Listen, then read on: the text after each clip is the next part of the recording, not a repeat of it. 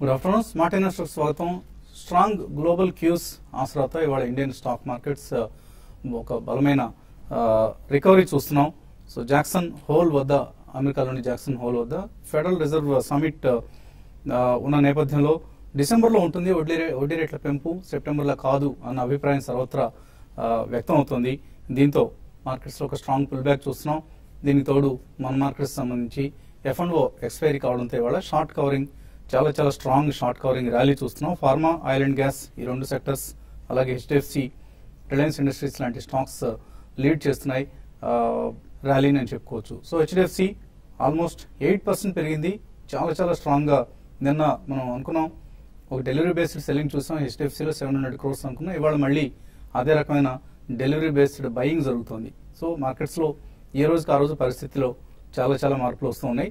And Cairn India second best gainer with 7.6% gains. అలాగే Vedanta, Ambuja cements, Cipla, BPCL, bank of Baroda, Lupin, Kotak bank ఇటువంటి stocks అన్ని strong గా trade అవుతున్న సమయం ఇది.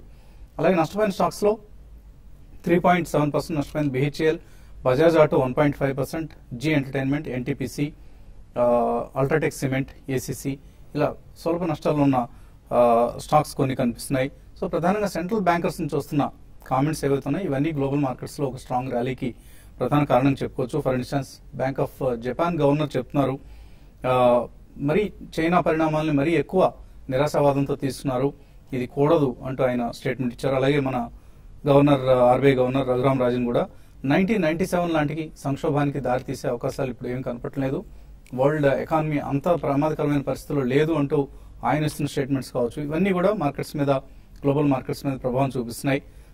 మిడ్ క్యాప్ స్టాక్స్ కూడా వాళ్ళు అవుట్ పెర్ఫార్మ్ చేస్తున్నాయి. ఆల్మోస్ట్ మనకు 2.5% లాభంతో కనిపిస్తుంది mid cap index. Hathway cable లాంటి స్టాక్స్ లో ఆల్మోస్ట్ మనం 16% గెయిన్స్ చూస్తున్నాం.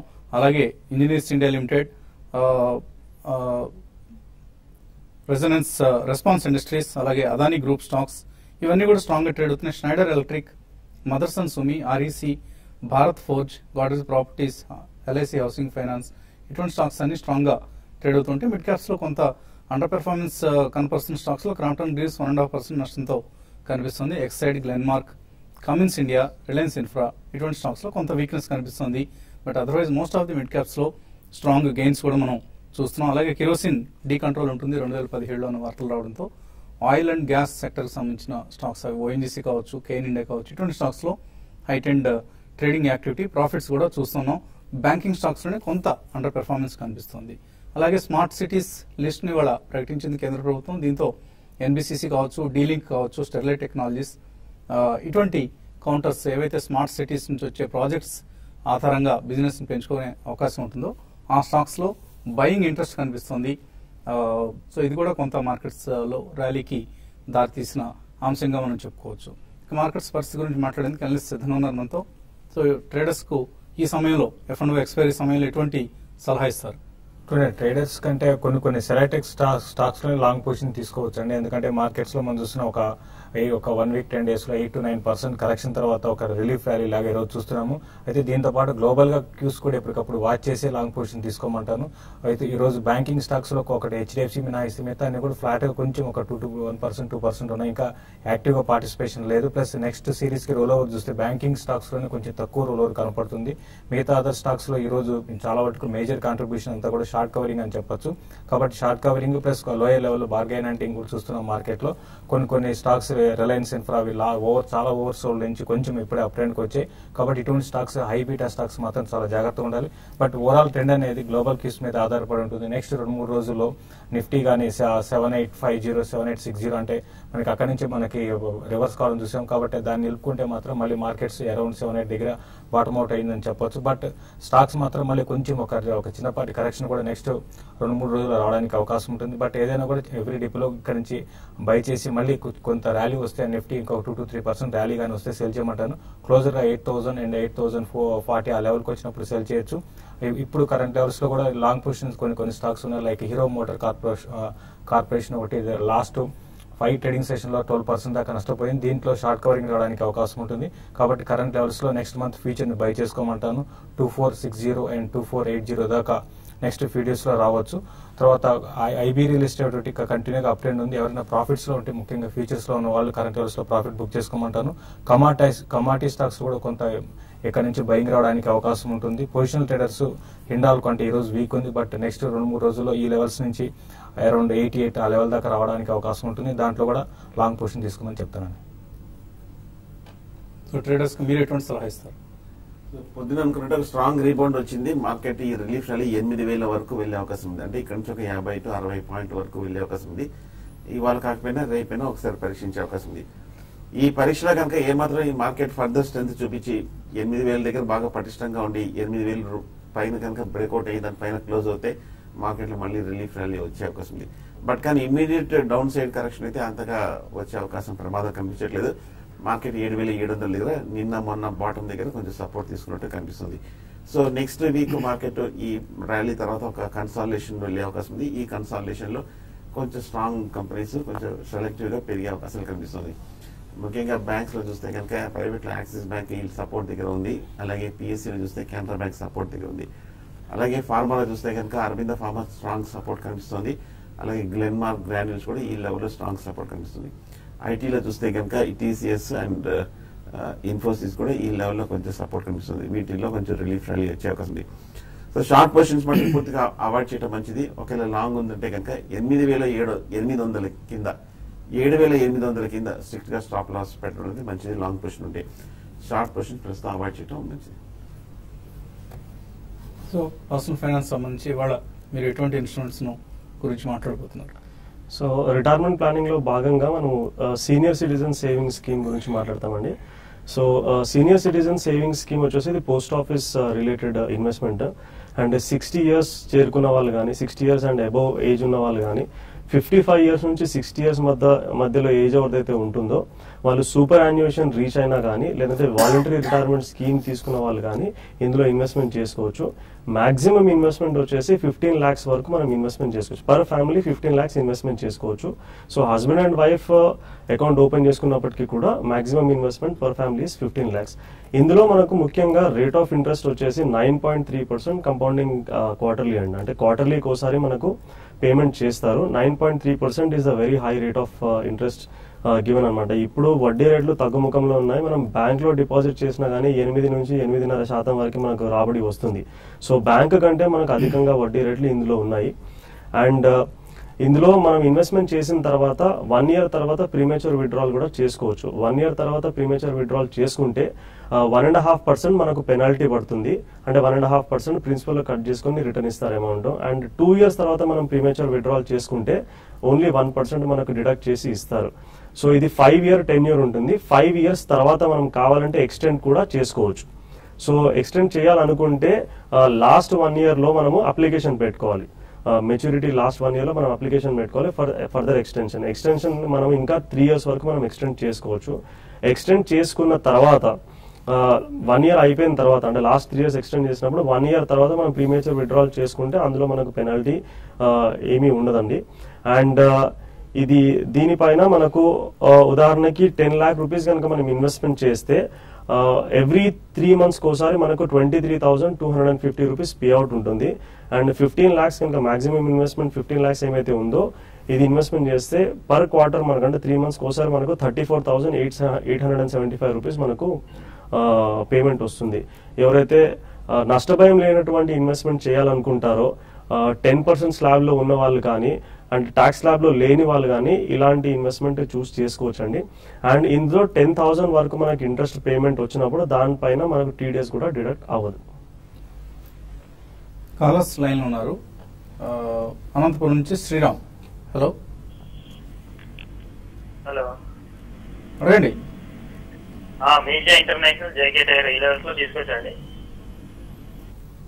Mirza international Mirza international and JK tyre తీసుకోవచ్చా?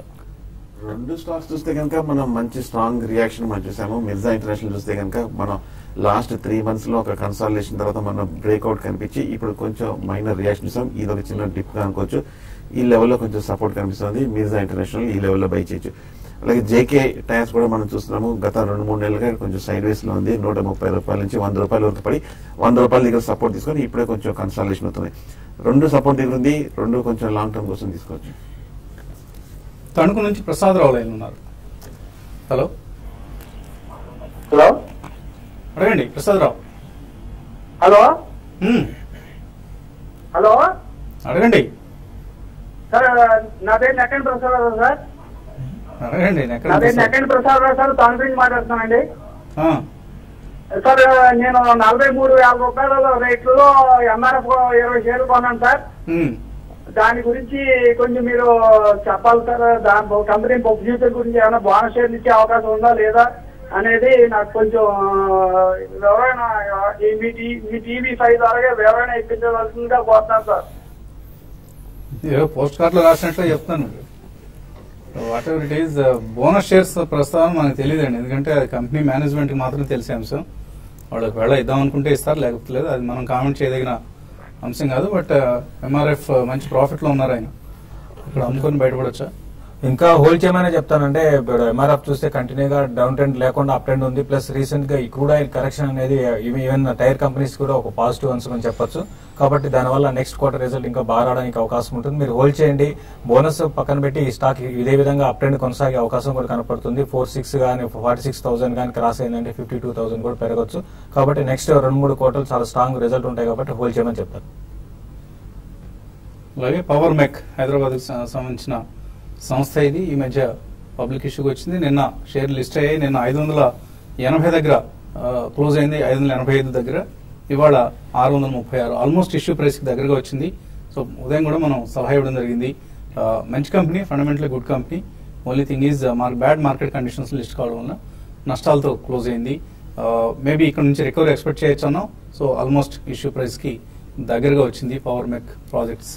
కూడా చెప్పుకోదగిన గెయిన్ కనిపిస్తోంది. ఇప్పుడు నిఫ్టీ 7944 దగ్గర ట్రేడ్ అవుతున్న సమయం ఇది. తాడేపల్లిగూడ నుంచి భాస్కర్. హలో, గుడ్ ఆఫ్టర్నూన్ అలాఫ్యాని. Good afternoon sir. Gati limited 190 లో బై చేశాయండి. సిటీ ఎలిమినేషన్ 71 లో బై చేశాయండి. ఏం చేయాలి? రెండు గతి అండ్ పిటి లామినేషన్. గతి లాస్ట్ 1 వీక్ గా చూస్తే కనుక కరెక్ట్ గా 200 రూపాయలు, 190 నుంచి కొంచెం తగ్గుతూ కరెక్ట్ గా 120 రూపాయల వరకు పడి ఇప్పుడే కొంచెం సపోర్ట్ తీసుకొని పెరగడం జరిగింది. బాగా కొంచెం ఓవర్ గానే కొంచెం వీక్నెస్ కనిపించినట్టు చూసాము. బట్ కాకపోతే ఈ లెవెల్ టెక్నికల్ గా ఓవర్ సోల్డ్ పొజిషన్ లో ఉంది, కొంచెం అట్రాక్టివ్ గా కనిపిస్తుంది. కాబట్టి కొంచెం పెద్ద డౌన్ సైడ్ రిస్క్ లేదు. హోల్డ్ చేయండి. వీలుంటే కనుక ఫర్దర్ డిప్ లో వస్తే కనుక మీరు యావరేజింగ్ చేసుకుంటే మీ కాస్ట్ ప్రైస్ కూడా బాగా తగ్గుతుంది కూడా. లైక్ పిటి లామినేషన్ కూడా మనం చూస్తున్నాము. ఈ మధ్య కొంచెం 80 రూపాయల నుంచి ఒక 60 రూపాయల వరకు పట్టడం చూసాము. కాకపోతే ఈ లెవెల్లో గత 6 నెలలుగా ఏడాది బట్టి చూస్తే 2-3 మేజర్ బాటమ్స్, ఇక్కడ లాంగ్ టర్మ్ సపోర్ట్ ఈ లెవెల్లో కరెక్ట్ గా కనిపిస్తుంది. సో ఇక్కడ సపోర్ట్ తీసుకొని కన్సాలిడేషన్ అయ్యి ఒక మార్కెట్ ఫర్దర్ పెరిగితే కనుక 2 స్టాక్స్ లోనే ఒక రిలీఫ్ ర్యాలీ వచ్చే అవకాశం ఉంది. హోల్డ్ చేయండి. తిరుపతి నుంచి గిరిధర్ లైన్ ఉన్నారు. హలో సార్, గోల్డ్ లో ఏమండి? గోల్డ్ అంతా ఫిక్స్ చేయాలంటే ఎస్ఐపి. గోల్డ్ లో ఎస్ఐపి చేస్తారా? అవునండి. ఈటీఎఫ్స్ ఉంటాయండి మార్కెట్ లో. ఈటీఎఫ్స్ అందుబాటులో ఉంటాయి. గోల్డ్ బీస్ అని, లేకపోతే రిలయన్స్ ఈటీఎఫ్, ఇలాంటివి రకరకాల ఈటీఎఫ్ స్కీమ్స్ మార్కెట్ లో అందుబాటులో ఉన్నాయి. అటువంటి స్కీమ్స్ లో మీరు చేయొచ్చు. మీకు బ్రోకింగ్ అకౌంట్ ఉందా? బ్రోకర్స్ దగ్గర, షేర్ బ్రోకర్స్ దగ్గర ఎక్కడైనా అకౌంట్ ఉందా మీ దగ్గర? ఆన్లైన్ లో ఉంది, ఐఏఎఫ్ఎల్ అకౌంట్. ఐఏఎఫ్ఎల్ లో ఉంది కదా, చక్కగా ఆ అకౌంట్ లో మీరు పర్చేజ్ చేసుకోవచ్చు. చేయండి ఎస్ఐపి. మీ పోర్ట్ఫోలియోలో కొంత భాగాన్ని గోల్డ్ కూడా కేటాయించండి. ఎప్పుడైనా అవసరం వచ్చినప్పుడు అమ్ముకొని గోల్డ్ జ్యువెలరీ కొనుక్కోవడానికి పనికొస్తుంటుంది. అలాగే తర్వాత కాలర్ లైన్ ఉన్నారు. హలో సార్, నమస్తే అండి. నమస్తే అండి, అడగండి. సార్, ఓఎన్జీసీ ఏ రేట్లో తీసుకొచ్చండి? ఓబీసీ, ఓఎన్జీసీ అండి. ఓఎన్జీసీ. అవును సార్. ఎందుకు ఓఎన్జీసీ పట్ల ఇంట్రెస్ట్ చూపిస్తున్నారు? కొంచెం పెరుగుతున్నాయి కానీ లోయర్ లెవెల్ నుంచి కొంచెం పెరుగుతుందండి. కొద్దిగా లోవర్ లెవెల్ నుంచి రికవర్ అయిందన్న ఉద్దేశంతో. సో ఇవాళ వార్త మీరు చూస్తుంటారు, కొద్దిగా కిరోసిన్ ని డీకంట్రోల్ చేస్తామన్న వార్తలతో, అలాగే కొద్దిగా క్రూడ్ ప్రైస్ లో కూడా రికవరీ రావడంతో ఓఎన్జీసీ పెరిగింది. ఈ లెవెల్ తీసుకోవచ్చా, కొనుక్కోవచ్చా? అంటే ఒక పుల్ బ్యాక్ ర్యాలీ వస్తుంది తప్ప పెద్దగా మేజర్ అప్ ట్రెండ్ అయితే ఓఎన్జీసీలో ఉండకపోవచ్చు అండి. కాబట్టి దాని దృష్టిలో పెట్టుకోండి. ఇంకో మనకి అందుబాటులో చాలా స్టాక్స్ ఉన్నాయి కాబట్టి అటువంటి వాటిలోకి వెళ్ళమని చెప్తాను. మా అయితే ఇది 220 దగ్గర మనం చూసాము, 52 వీక్ లోపు దగ్గర ఉంది ఆల్మోస్ట్. కాబట్టి ఇక్కడ నుంచి ఒక 245 అండ్ 250 దాకా రావచ్చు. కాబట్టి మీరు ఎగ్జిట్ షార్ట్ టర్మ్ కోసం అయితే ఆ లెవెల్కి వచ్చినప్పుడు ఎగ్జిట్ అయితే తీసుకోండి. లేదంటే మాత్రం వాటికన్నా దీనికన్నా వేరే స్టాక్స్ అందుబాటులో ఉన్నాయి కాబట్టి వాటిని బై చేయమని చెప్తాను. అలాగే వచ్చే శనివారం ఇన్వెస్టర్ సమిట్ నిర్వహించబోతున్నాం TV5 ICICI ప్రుడెన్షియల్ సంయుక్తంగా. సో మీరు ఈసారి ఎటువంటి అంశం మీద మాట్లాడబోతున్నారు? ముఖ్యంగా మనం ఈసారి రిటైర్మెంట్ ప్లానింగ్ పైన ఫోకస్ చేస్తామండి. దాంతో పాటు పవర్ ఆఫ్ కంపౌండింగ్ ఏం రోల్ ప్లే చేస్తుంది, ఇన్ఫ్లేషన్ మన ఫైనాన్సెస్ పైన ఎటువంటి ప్రభావం చూపిస్తుంది, ఆ ఇన్ఫ్లేషన్ ని బీట్ చేయాలంటే ఎటువంటి ఇన్వెస్ట్మెంట్స్ మనం చేసుకోవాలి అండ్ ఎటువంటి స్ట్రాటజీస్ మన దగ్గర ఉండాలి. ముఖ్యంగా ఈ మధ్యకాలంలో చూస్తే మనకు మార్కెట్లు చాలా కరెక్ట్ అయ్యాయి అండ్ మేజర్ గా మనకు మార్కెట్ లో లాసెస్ రావడానికి కారణం మార్కెట్స్ కాదండి, మన బిహేవియర్ కారణం అవుతుంది. సో అలాంటి బిహేవియర్ ని మనం ఎలా కంట్రోల్ చేసుకోవాలి, దాంతో పాటు ఎగ్జిట్ స్ట్రాటజీ, ఎంట్రీ స్ట్రాటజీతో పాటు ఎగ్జిట్ స్ట్రాటజీ కూడా ఏ విధంగా ఉండాలి అనే అంశం పైన మనం మాట్లాడతామండి. ఈ అంశాలతో పాటు రెగ్యులర్ మన టాపిక్స్ ఏవైతే ఉంటాయో మ్యూచువల్ ఫండ్ ఇన్వెస్ట్మెంట్స్, అలాగే ఈక్విటీ ఇన్వెస్ట్మెంట్స్, వీటన్నిటికి సంబంధించిన మీకు ఏవైతే సందేహాలు ఉంటాయో ఆ సందేహాలన్నిటికీ సమాధానాలు ఇచ్చేందుకు ఎక్స్పర్ట్ ప్యానల్ సిద్ధంగా ఉంటుంది. సో తప్పనిసరిగా ఈ అవకాశాన్ని వినియోగించుకోండి. శనివారం సాయంత్రం కొత్తపేట, దిల్సుఖ్నగర్ కొత్తపేట సమీపంలో బాబు జగజ్జీవన్ రామ్ ఫంక్షన్ హాల్లో నిర్వహించే ఇన్వెస్టర్ సమిట్ కు హాజరవ్వండి. వీలైతే మీ కుటుంబ సభ్యులతో సహా హాజరవ్వండి. అందరికీ కూడా మనం ఆర్థిక అక్షరాస్యతను, ఆర్థిక జ్ఞానాన్ని పంచినట్లు అవుతుంది. తర్వాత caller, last caller Sairam. Hyderabad నుంచి కాల్ చేస్తున్నాం సార్. సాయిరామ్. అడగండి సార్. ఈ టైంలో సువెన్ లైఫ్ సైన్సెస్ తీసుకోవచ్చా, అదేవిధంగా HBL పవర్ ఒకటి ఉంది కదా, అది తీసుకోవచ్చా? లైఫ్ HBL పవర్ తీసుకుంటారంటే తీసుకోవచ్చారండి. సువెన్ అంతకంటే మనం బాగా ర్యాలీ చూసి ఈ మధ్య రియాక్షన్ లో మనం 330 రూపాయల నుంచి 210 రూపాయలు 200 వరకు రావడం జరిగింది. లాంగ్ టర్మ్ రియాక్షన్ బాగా రావడం జరిగింది. స్టాక్ ఇప్పుడు కొంచెం బాగా టెక్నికల్ గా అడ్జస్ట్మెంట్ కూడా జరిగింది. ఈ లెవెల్లో కొంచెం అట్రాక్టివ్ గా కనిపిస్తుంది. 200-210 రూపీస్ దగ్గర కన్సాలిడేషన్ అయ్యే అవకాశం ఉంది. ఈ లెవెల్లో మీరు బై చేయొచ్చు. HBL ఈ మధ్య కొంచెం బాగా రియాక్షన్ రావడం చేశాము. కాకపోతే లాస్ట్ 1 year గా బాగా పెరిగిన తర్వాత 65 రూపాయల నుంచి ఒక స్ట్రాంగ్ రియాక్షన్ ఇస్తాము. ఈ లెవెల్లో క్లోజర్ టు 30 రూపీస్ దగ్గర కొంచెం టెక్నికల్ గా రియాక్షన్ పూర్తిగా అట్రాక్టివ్ కనిపిస్తుంది. 2 స్టాక్స్ కొంచెం కరెక్షన్ దగ్గర అయిపోయింది, కొంచెం హోల్డ్ ఈ లెవెల్ బై చేయొచ్చు. లక్ష్మీనారాయణ మెయిల్ పంపించారు. క్యాడిలా హెల్త్ కేర్, గ్లెన్మార్క్, ఈ రెండు long term view next 5 years కోసం ఎలా ఉంటాయి? రెండు కూడా డెఫినెట్ గా మంచి స్టాక్స్ అండి. రెండు నెక్స్ట్ 5 years కి మంచి పోర్ట్ఫోలియో మీరు బిల్డ్ చేసుకోవచ్చు. రెండింటిలో కొంచెం ఇన్వెస్ట్ చేయండి. అయితే గ్లెన్మార్క్ అనేది కంటిన్యూగా అప్ ట్రెండ్ ఉంది, కొంచెం ఓవర్ బాట్ లో ఉంది కాబట్టి కరెక్షన్స్ లో బై చేయండి. క్యాడిలా మాత్రం కరెంట్ లెవెల్స్ లో కూడా మీరు బై చేసుకోవచ్చు. నెక్స్ట్ 2 to 3 years లో మంచి రిటర్న్ రావడానికి అవకాశం ఉంటుంది. వెంకట్రావు అడుగుతున్నారు, భారతీయ ఎయిర్టెల్ ఈ రేట్లో షార్ట్ టర్మ్ కోసం కొనుక్కోవచ్చా? భారతీయ ఎయిర్టెల్ కూడా ఈ మధ్య మనం బాగా రియాక్షన్ చూసాం. 450 రూపాయల నుంచి తగ్గుతూ 330 రూపాయల వరకు రావడం చూసాము. గత 6 నెలలుగా చూస్తే కనుక ఈ రేటు 330-40 దగ్గర 2-3 మేజర్ బాటమ్స్ ఏర్పడింది. Medium term, long term support కూడా కనిపిస్తుంది. ఈ లెవెల్లో మీరు బై చేయొచ్చు. షార్ట్ టర్మ్ అయితే స్ట్రిక్ట్ గా స్టాప్ లాస్ పెట్టడం ముఖ్యం.